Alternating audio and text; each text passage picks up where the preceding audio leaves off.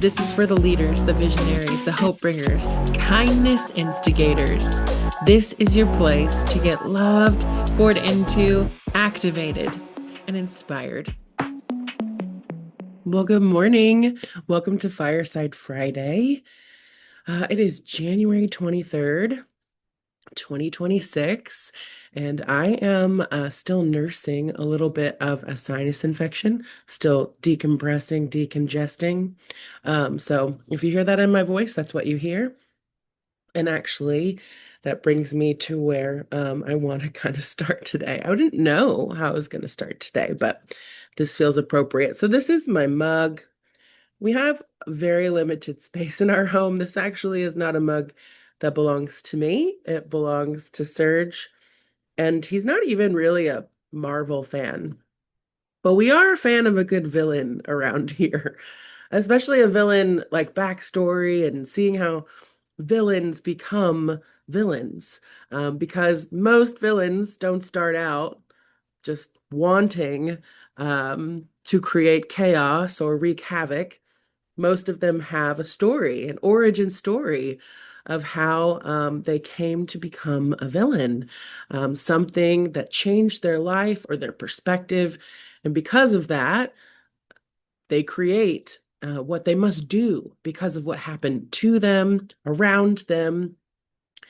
And today is all about the choice that we have to create our own way. Thanos in the Avengers, um, his backstory is pretty tragic, right? His planet was destroyed. I think I'm remembering this correctly. It was a mass genocide. And so because of that, he was going to put the world right, I think. Something along those lines. Um, but what I think is really important in the time that we're living right now is to first come back into the truth that if you're here in this space with me at the fireside, if you're listening to me, if you're drawn to me, whether you know it or not, you are here to create great change. People who are drawn to me aren't here to sit on the sidelines. They're here to get in the ring. And and not only to get inside the ring, but to change the ring, to reimagine what could be possible with the ring, to maybe dismantle the ring entirely, whatever that means. Um, I talk about her almost every week. Her name's Nicole. I have a mentor, and I remember we had a session. Um, this was, I think, last year, maybe around this time. It's within the last 18 months. And I was going to this conference wasn't I was apprehensive about. And there was a conversation that she and I had, and then she led me through a visualization where essentially the conference was for church and strategic planning. And it was at the time that I was feeling called to come kind of back into recognizing that maybe, even you saw the flinch in my face, that maybe I actually am supposed to be in the ring of the church in some way. I have fought this in a lot of different ways, I think, but it's just been hard for me to imagine the path that I would take being with the ring as it stands, as I see things and as I come to know things myself. And one of the most powerful things she did was she took me through a visualization and just asked me to imagine what Evelyn's church would actually look like. And I burned down the pulpit and I took us into a room where we were in circles. And there wasn't me speaking from stage. I'm here in the middle of the room, but I'm activating circles around me. And there were spots inside this room where people could paint, or people could grieve, or people could play. But there weren't barriers. People were connecting on the same level. There was no hierarchy of knowledge. in this space, in Evelyn's church, every single person's voice matters. Their perspective matters. They're part of a conversation of a collective energy, not someone who is distilling this wisdom for you so that you can follow whatever they think you need. Not to say that I don't feel like I'm supposed to be here as a mouthpiece to instigate some of those conversations. But what was so transformative for me was to be asked, what would it look like to be given space to imagine a different space? What would Evelyn's church feel like? What would Evelyn's place feel like? And right now, at the time that we're in, there's so many things vying for your attention, and there is a lot of hurt and grief and collective anger that's happening right now because the pillars that we have built a lot of our lives around are falling. They're falling, and they are not going to stay the same. And good news, they don't need to. The dismantling of what is happening right now is really hard on us. It is changing. There are so many truths that will continue to be revealed over the next year and years to come, and continue reckoning and understanding that much of what we've built our foundations on has actually been a lie. And I say this I say that laughing because it really is. There's so many things, even as women, that have been contorted, disrupted, completely the story rewritten, turned on its head.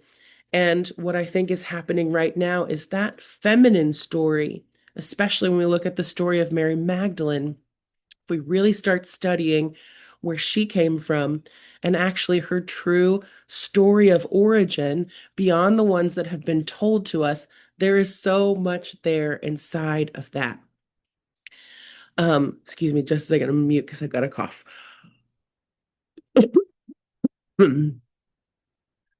Well, I didn't stop recording because I know I did. Sorry, hold on. No, there we go. I don't know. I didn't mute at all. I guess you're just gonna cough with me. But coming back, there are so many things that are going on right now that do, as leaders, as creatives, as people who want to see a different way, do break our hearts. And it is important that we allow space and time and proximity to those things, because that is part of our work here at this time as well. But also,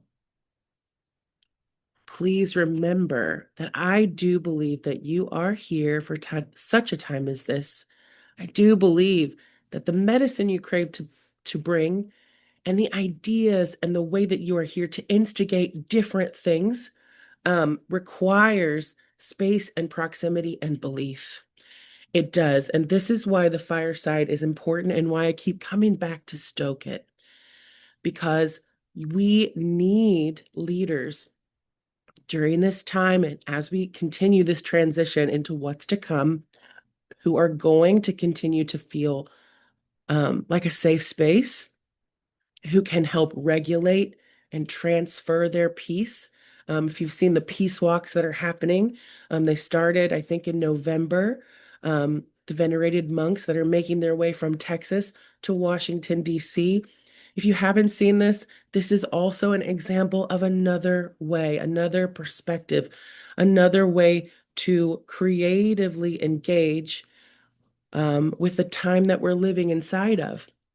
These monks began a walk for peace, and they've been going to different communities, speaking, praying over people, offering flowers and kindness. And if you even go to their page, I think it's just a walk for peace, you can see how people in these communities are responding to this just benevolent kindness, this encouragement and call to inner peace, to creating that. And that is one of the things, too, I think, just being mindful of, that no matter what, even if we're not speaking, our energy is transmuting what's going on. Even if I'm sitting in a cafe and I don't speak a word to anyone else, if I am bringing peace and love and light just as I sit there, it matters and it changes the energy.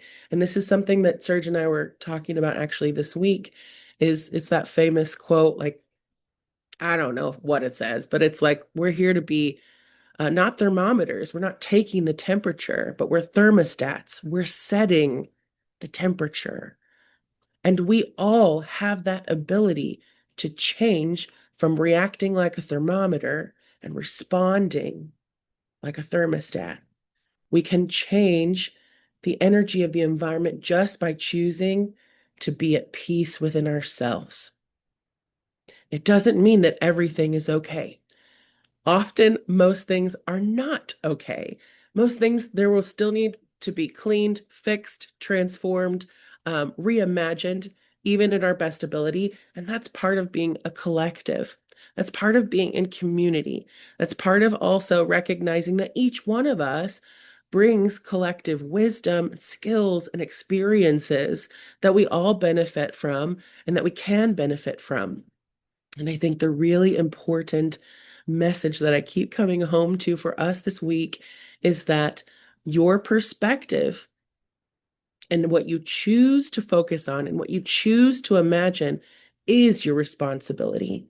It is actually also like what an invitation, because so many of you here are visionaries, are people who want to create a different system. So the system that we're inside of is changing. Good. It needs to change. There are so many things that need to change. The intensity at with which things are happening and flooding all of our nervous systems, again, that becomes our work too. Checking in with ourselves. How am I doing? What does my feet look like? What am I actually engaging with? What am I spending time marinating on? And again, that's your choice.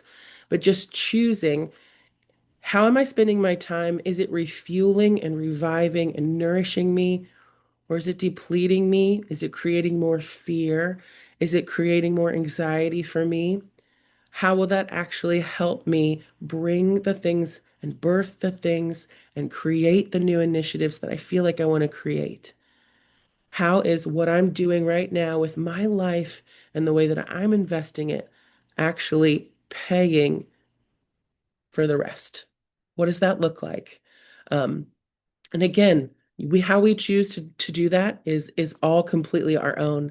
I wanted to share a couple more examples of just ways of seeing things differently, of being invited into something bigger than what is right in front of us.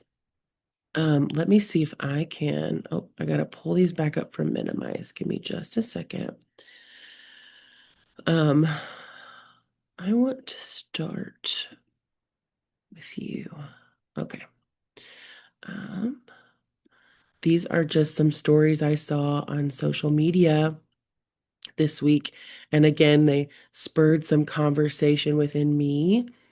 Um, is there a way? Just a second. Mm, okay. I don't know if I can get rid of that preview or not. Oh well, it is what it is. I'm gonna have to start getting an assistant in here. All right, here we go. Okay. I'm gonna read from my phone because I really couldn't figure out a better way to do this.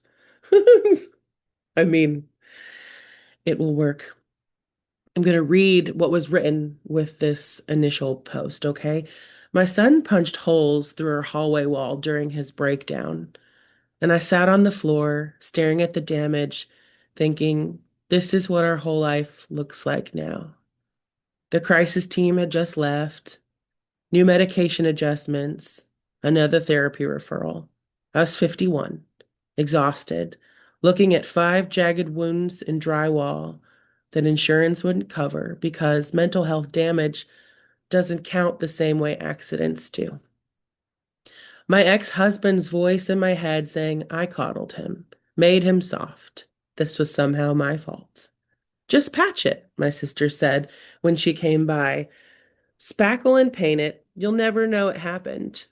But I would know. I would know it happened, and so would he. Pretending the damage wasn't there felt like lying about everything we'd survived together. I left the holes for weeks, walking past them like open wounds. Then my son came home from his program and just stood there in the hallway, staring at what he'd done. I'm sorry. Doesn't fix drywall, but it was all he had. I found these miniature tiles on the Tidu app, hundreds of patterns, someone's shop full of handmade pieces inspired by kintsugi, that Japanese art of repairing broken things with gold. The seller sent me extra tiles and gold leaf paint when I told her what we were doing. Um, Said she understood about making damage visible instead of hiding it. We spent 2 days filling each hole with these intricate mosaics outlined with gold. Sorry, I've lost my spot. We spent 2 days filling each hole with these intricate mosaics, outlined the whole shape of California in gold rope, lighting because that's where he wants to go someday when he's stable, when life feels possible again. He chose every tile that went into his fist-sized craters. I chose the colors that surrounded them. Now our hallway looks like intentional planning, like we planned this massive art installation instead of repairing deconstruction. People ask about it, and I just say we got creative with some wall damage. But my son and I know the real story. Started selling some of my own mosaic pieces on the Tidu app using broken ceramics I collect now. Turns out a lot of people need to make beauty out of their broken things. Some walls don't need to be perfect to be whole. Give me just a sec. Some walls don't need to be perfect to be whole. Most walls aren't perfect. What I love about this story is that this became a collective reimagining between her and her son. And it's a thing that instigates conversation and change in people who interact with how they decided to respond. What a gift that it is to live in a collective world where we bring our ideas and collective energy to solve problems. It's really powerful to remember the art of reimagining what is in front of us when there are gaping holes in our walls. Some walls don't need to be perfect to be whole. The next little story here is about a woman who started collecting some glass. Give me just a moment, and thank you for bearing with me um, through my sickness here. Okay, doing another share. This one's cool too. This is like a porch, and all of these images. I'm sorry, I'm not doing a very great job for those of you who can't see the the pictures.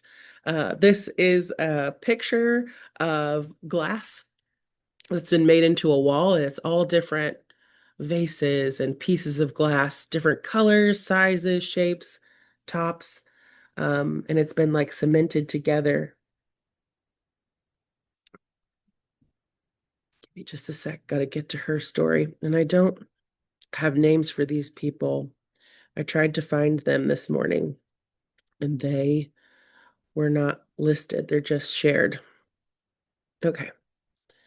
People call me the crazy glass lady for 15 years. And honestly, they weren't wrong. It started when my marriage fell apart and I needed somewhere to put all the feelings I couldn't name. I'd drive around to estate sales and thrift shops and people's curbs on trash day, collecting bottles and vases and decanters that nobody wanted anymore. Green ones, clear ones, amber ones that caught the light like honey. My garage filled up with boxes of them. While I, sorry, just changed. My garage filled up with boxes of them while I figured out what I was even doing with my life at 57. My old veranda was rotting away, just a roof and some posts that had seen better decades. The quote to fix it properly was more than I could afford. So one night, after too much wine and not enough sleep, I decided I would build my own walls out of glass. Everyone thought I'd lost my mind completely. My daughter asked if I needed to talk to someone professional. My neighbor stopped coming over, but I kept going, cementing each piece into place one by one, figuring out the pattern as I went. Some mornings I'd sit out there at dawn just watching the light come through all those different shapes, all those discarded things that people had thrown away, and I'd cry because it was so beautiful, and I made it with my own hands. Took me 3 years to finish. Found some of my rarest pieces through glass collectors on the T2 app who hunt down vintage bottles and crystals from all over the world. One woman in Scotland shipped me this emerald decanter that's now right in the center of my main wall. Now people come from all over New Zealand just to see it. I've had photographers, journalists, artists asking to visit. Started selling custom glass panels through my shop on Tidu for people who want to do their own version, smaller ones they can hang in windows or mount on walls. My daughter brought her kids last Christmas, and my granddaughter pressed her face up against the glass and said, "Grandma, you live in a rainbow." That's when I knew that the crazy glass lady had finally made something worth being crazy about. Grandma, we live inside a rainbow. You live inside a rainbow. I love this story because it's also generational, right?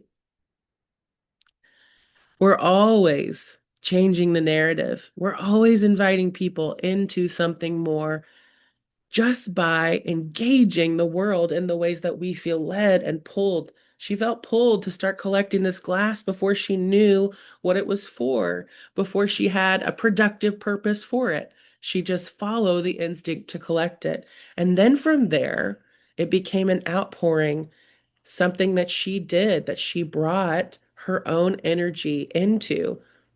And the outside world didn't understand it at first. And then people are beating her door down to come see it. Now, again, I love this story because we don't know often what our story will mean to the larger collective.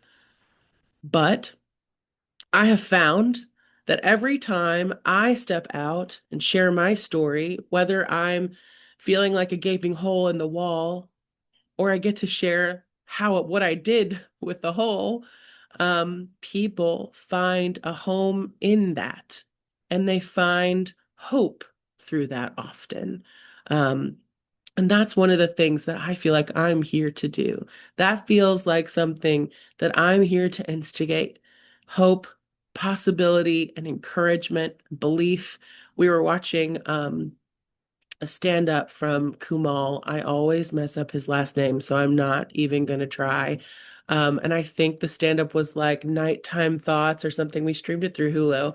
Highly recommend. I love him. He's an actor as well, but he started as a comedian, which I didn't know. He's always been really funny. I'm trying to think too of some of the movies, but he was in Stuber. He's the Uber driver with Batista. He also does play, I think, in one of I don't know. He's in several things, but he was talking through some of his story, which I appreciated. But through his own engagement with the world, he also, got some backlash when he talked about going to therapy and he unpacked some of that. And I think what the power is there too is that he also turned something that maybe isn't how he wanted his story to be told into a conversation, into an invitation. Um, and I think remembering too that our lives are invitations and instigations, if we let them be. The last little picture here I wanted to share because I hadn't seen something like this before, and it's just beautiful in my in my opinion.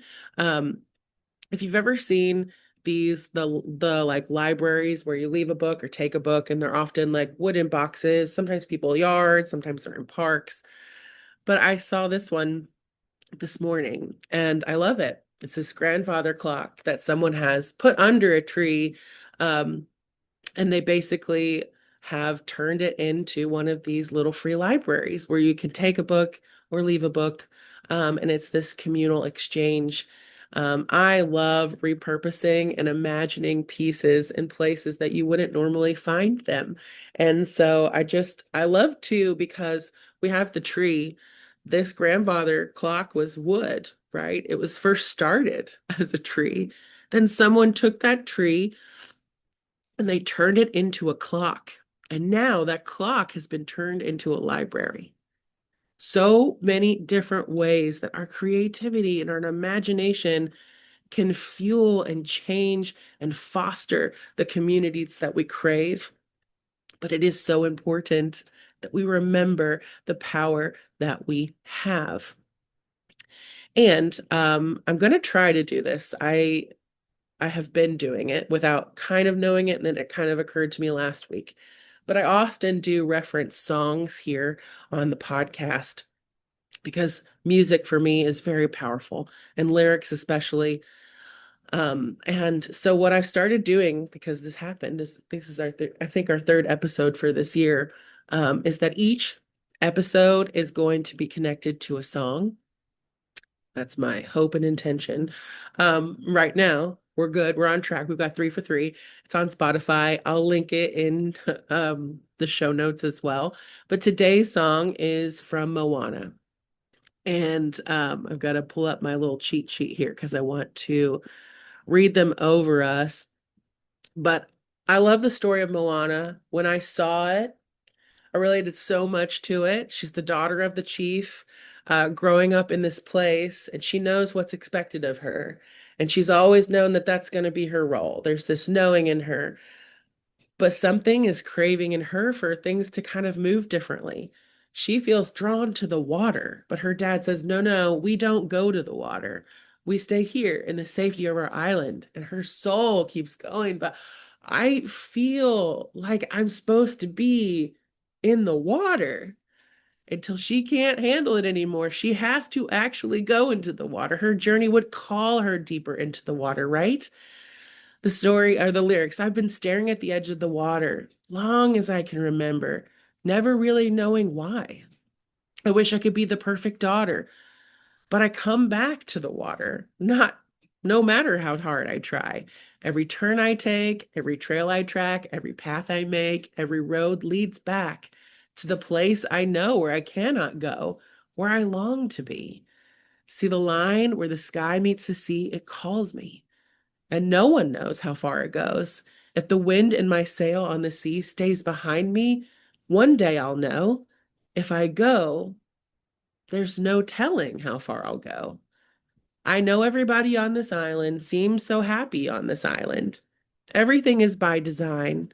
I know everybody on this island has a role on this island, so maybe I can roll with mine. I can lead with pride. I can make us strong. I'll be satisfied if I play along. But this voice inside sings a different song. What's wrong with me? See, the light as it shines on the sea, it's blinding, but no one knows how deep it goes. And it seems like it's calling out to me. So come find me and let me know what's beyond the line. Will I cross that line? The line where the sky meets the sea? It calls me, and no one knows how far it goes. If the wind in my sail on the sea stays behind me, one day I'll know how far I'll go. We cannot know the things that we can create, imagine, and do differently unless we're willing to cross that line, whatever that line is in our spirit. And I mean that in the most beautiful, loving way. I'm still figuring out how to cross that line for me in some ways, how to make a path where there wasn't a path that I knew and a path that I feel like I'm here to take that looks a lot different than what I imagined it to be, but it's the most perfect one for me. Where is your soul calling you? Where are you feeling led and drawn to move? And remembering too that we're only we're only a few choices away from being the villain sometimes. Sometimes our story we will have to look like the villain as well. That was the other thing. Sometimes going into the sea makes us look like the villain. We have crossed this line. We have changed our mind. We are deviating from the path, the family of origin that we come from. Sometimes our paths are calling us into landscapes and into imagining a different way than even our family can hold. And remembering too that you are here inside of that family to also probably draw them into the water, to draw them back, to remembering the vast possibilities that live inside of us each and every day. All right, finally, our card is coming from the Angels and the Ancestors Oracle Guide. And we've got the Peacemaker today. Let go of the need to be right. Let go of the need to be right. Choose peace and happiness over the need to be right, rather than trying to prove a point. Save your energy for what's important. The Peacekeeper is a wise Native American woman who has been influenced by white buffalo woman. She holds a peace pipe, which is emblematic of surrendering the need to fight and offering harmony instead. She is a soul who knows what it's like to feel under threat and to stand up for what she believes in and what is right. Her medicine helps you to take the higher road in every situation, even if you're under pressure to make a quick decision. It is a reminder that within your hands lies the power to make the right choice for all involved. You may be feeling on edge due to a stressful situation. There's a warrior within you that wants to rise up, prove your point, and get the truth across. But you'll be reminded by ancestor wisdom that truth will always be revealed in the end. It's more important at this time to avoid arguments or heated discussions where you know you'll be fighting a losing battle. There is much more power in choosing to move forward from a higher perspective. This will allow you to connect deeply to the guidance within and the intuition that will lead you towards the healing of the whole situation, along with any wounds it may have inflicted on you. Choose peace. You know it's calling you. There is much more power in choosing to move forward from a higher perspective. How do you want to feel in this moment? How do you want to feel? I'm being reminded too. There was a book that also instigated a lot of today's message. A few years ago, I read this book called The Third Door, and it was written by an entrepreneur. And he was the story was basically like, let's say you want to get somewhere inside this club. Well, usually you could sneak in through the back, or you're going to stand in line in front. And he was like, but I didn't want either of those options. So instead, I snuck through a window. And it's more powerful than that, but the book talks about his journey and it's real. I think it's Banyan, Alex Banyan, and is his name. And I've probably referenced it here before. But what I love about it is it's again this idea of left and right. Left and right, there's only two options. What if there is a third option? What if there are seven options? What if there is a new way to imagine what we do moving forward? Is there just left and right? Is there just the front and the back? Is there a window? Could we create a window? Could we make a mosaic from the broken pieces? There are so many different ways that we can choose to transmute, change, and bring in new energy. But we have to choose first to believe that there's another way, and also to give possibility a chance and space and proximity to that possibility. How are we fostering it? How are we trying to imagine? How are we trying to change or bring about the things that we feel like we're here to do? And remembering too, and I said this a couple times last week, maybe three or four, the system that you're inside of wasn't made for you. You're here to change the system. Okay. You are, as you listen, you're system changers. Um, Embrace that and bring your wisdom, bring your love, bring your light, and bring your peace. We need you to set the thermostat. We need to change this, and that starts just in each and every day. It really does. It starts with how we treat ourselves, with how we take care of our families. and how we choose what we're going to do with gaping holes and walls that we may even need to knock down and reimagine completely. I'll see you next week.